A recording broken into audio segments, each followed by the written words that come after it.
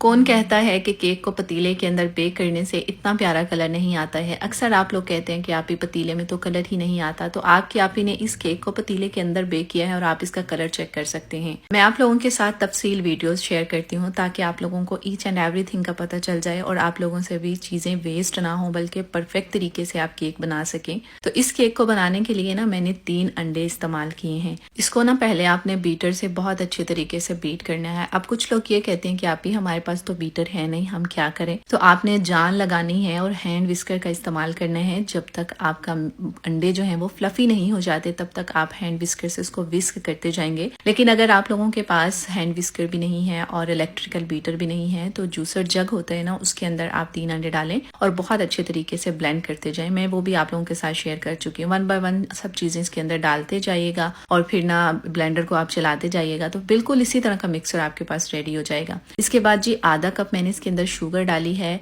और फिर इसको हम बीट करेंगे। चीनी डालने के बाद ना कुछ लोग कह रहे होते हैं कि हमारा जो अंडों का फ्लफीपन होता है ना वो थोड़ा सा बैठ जाता है चीनी डालने के बाद, तो ऐसा बिल्कुल नहीं होता। आप लगे हाथ इसको बीट करते जाएंगे तो कुछ भी नहीं होगा। थोड़ा सा वनीला एसेंस डाला है, अगेन इसको बीट करेंगे और फिर बस यहाँ पर हमने आधा कप ऑयल डालना है और फिर इसको हमने बीट कर देना है। जितनी शुगर आप लेंगे उतना ही आप ऑयल का इस्तेमाल कीजिएगा। ऑयल डालने के बाद भी आपने 1 मिनट के लिए इसको ब्लेंड करना है या 30 सेकंड के लिए करें, लेकिन इसको करें ज़रूर। अगर आप लोगों के पास नहीं है तो फिर मैं आप लोगों से यही कहूँगी कि आप जूसर जग में भी ये सब काम कर सकते हैं। केक बनाना कोई रॉकेट साइंस नहीं है। अगर आप लोग इसको थोड़ा सा बीट कर लेंगे तो आपसे भी केक बेहद अच्छा बनेगा। अच्छा, इस सब चीज़ों को बीट करने के बाद ना 1 कप लेवल का मैदा लेना है, छना हुआ, इसके अंदर डाल देंगे। 1 चम्मच में इसके अंदर बेकिंग पाउडर का डालूंगी। बेकिंग सोडा का इस्तेमाल हम नहीं करेंगे। बेकिंग पाउडर अच्छी कंपनी का हो तो उससे भी आपका केक बहुत अच्छे से राइज हो जाता है। और बस इसको हमने ना स्पैचुला से मिक्स करना है। मुझे स्पैचुला से मिक्सिंग करने में थोड़ी सी प्रॉब्लम हो रही थी, फिर मैंने बीटर से इसको 30 सेकंड के लिए इसको मैंने बीट कर लिया था।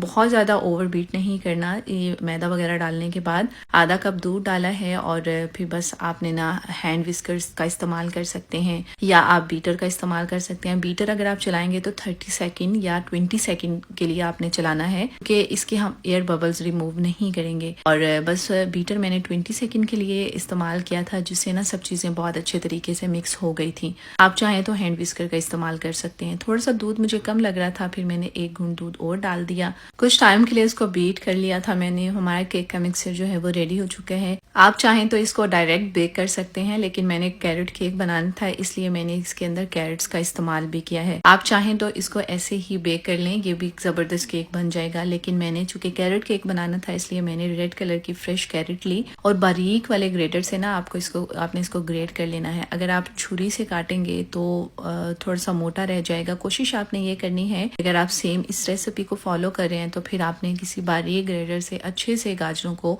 बहुत बारीक बारीक ग्रेट कर लेना है। और तकरीबन मैंने एक नॉर्मल साइज की गाजर ली थी, पहले मैंने हाफ डाली, मुझे कम लग रही थी, फिर मैंने हाफ इसके अंदर और कद्दूकश कर दी। अच्छे से हम इसको मिक्स कर लेंगे। हमारा बैटर रेडी हो गया है। आप इसको सिंपल भी बना सकते हैं। अगर आप इस रेसिपी को फॉलो कर रहे हैं तो फिर इसमें कैरेट्स डाल दीजिएगा, मेरे कहने पे बहुत अच्छा जायका आता है। इसके बाद सिंपल आपने मोल्ड लेना है, ब्रश की मदद से ऑयल सारी साइडों पे आपने अच्छे तरीके से ग्रीस कर लेना है। अगर आप बटर लगा के इसमें बटर पेपर भी नहीं रखेंगे ना, सिंपल आप बटर से सारी साइडों को ग्रीस कर लें और हल्का सा मैदा डस्ट करके अपना केक का मिक्सचर डाल दें तो भी केक चिपकेगा नहीं। लेकिन अगर वो नहीं कर सकते तो सिंपल आपने सारी सरफेस पे इसकी ऑयल लगाना है और मैंने इसी साइज का ना बटर पेपर काट लिया था और उसको हम इसके अंदर डाल देंगे। और जो केक का मिक्सचर बनाया था अब इसके अंदर हमने ट्रांसफर कर देना है और बहुत अच्छा केक बनता है। मैं फिर आप लोगों से कह रही, मैंने फर्स्ट टाइम बनाया था, मुझसे फर्स्ट टाइम में भी बहुत अच्छा बना था। केक का बैटर डालने के बाद ना आप इसको 2 दफा टैप टैप कर दीजिएगा। ऊपर मैंने ना खूबसूरती के लिए ना थोड़ी सी और मैंने गाजर को ग्रेट कर दिया था ताकि जब ये बेक होके आए ना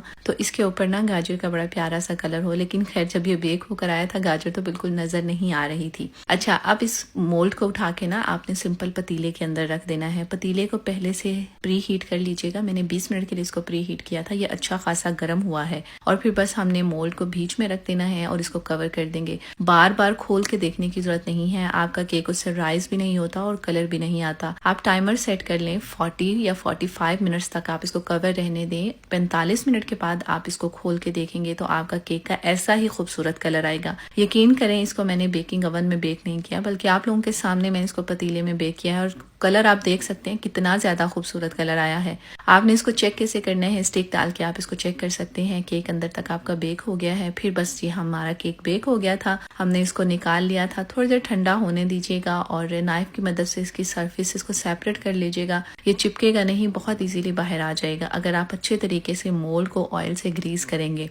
तो जो लोग ये कहते हैं ना कि पतीले में कलर नहीं आता, पतीले में केक बेक नहीं होता, ये सब फ्रॉड है, ये सब झूठ है, तो ऐसा कुछ नहीं है। हम भी पतीले में ही आपको बेक करना सिखा रहे होते हैं। ये कोई गलत चीज़ नहीं है, ये कोई गलत बात नहीं है। बहुत अच्छा केक बेक होता है। इसके बाद ऊपर ना मैंने क्रीम डाल दी थी। आप टेट्रा पैक क्रीम का इस्तेमाल कर सकते हैं, आप क्रीम चीज़ का इस्तेमाल कर सकते हैं। कोई भी क्रीम कैरेट केक के ऊपर डालेंगे ना, उससे टेस्ट बहुत अच्छा आएगा। और जी सारी साइडों पर हम लगा देंगे। मैंने घर की मलाई का इस्तेमाल किया है, जिससे बहुत अच्छा टेस्ट आ रहा था। ऐसा लग रहा था जैसे आप खोया खा रहे हो केक के साथ। तब आपको पता है घर का अगर खालिस दूध हो और फ्रेश मलाई हो ना, उसका क्या ही जायका, क्या ही टेस्ट है। थोड़ी सी हम गार्निशिंग कर देंगे, थोड़ी सी कैरेट इसके ऊपर ग्रेट करके डाल देंगे। और मैंने इस केक को ना कहीं पर देखा था, खाया भी था, मुझे बहुत पसंद आया था। तब से मैंने सोच लिया था कि यार मैं इसको घर में खुद अपने हाथों से ट्राई करूंगी, भला ये कैसे बनता है। और रियली मुझसे बहुत अच्छा बना था, जायके में बहुत अच्छा था और टेस्ट बहुत अच्छा था। क्रीम डाल के तो और ही इसका टेस्ट दुबाला हो गया था। आप लोगों ने केक की रेसिपी कभी ट्राई की है, सिंपल वाली या चॉकलेट वाली, तो कमेंट सेक्शन में मुझे बताइएगा। अगर नहीं की है तो आप करें, आपसे भी बिल्कुल परफेक्ट कलर के साथ केक बेक होगा। कोई मिस्टेक नहीं होगी, कुछ नहीं होगा, कुछ नहीं होता, चीज़ें वेस्ट नहीं होती अगर आप परफेक्टली इन चीज़ों का इस्तेमाल सही तरीके से करेंगे। जैसे जैसे आपको वीडियो में बताया जाता है बिल्कुल वैसे करेंगे तो केक आपका ख़राब नहीं होता है। कुछ लोग कमेंट कर रहे होते हैं कि आपके बताए हुए तरीके को इस्तेमाल किया है लेकिन हमारा केक फूला नहीं है, बेक नहीं हुआ, ये नहीं हुआ, वो नहीं हुआ। तो कोई ना कोई तो मिस्टेक हुई होगी ना। हम भी आप लोगों के सामने ही केक बेक करते हैं, बिल्कुल सारी वीडियो आप लोगों के सामने ही होती है। तो केक अच्छे से बेक हो जाता है पतीले में, परफेक्ट बेकिंग होती है। जो मर्जी आप पतीले के अंदर बेक कर लें, बहुत अच्छा बेक होता है। ज़रूरत नहीं है बेकिंग ओवन की अगर आप लोगों को शौक है बेकिंग का। वीडियो कैसी लगी मुझे कमेंट्स में ज़रूर बताइएगा। मज़ीद ऐसी रेसिपीज़ के लिए मेरे चैनल को, मेरे पेज को फॉलो कर लें। आप लोगों का बहुत शुक्रिया। अपना बहुत सारा ख्याल रखिएगा। अल्लाह हाफिज़।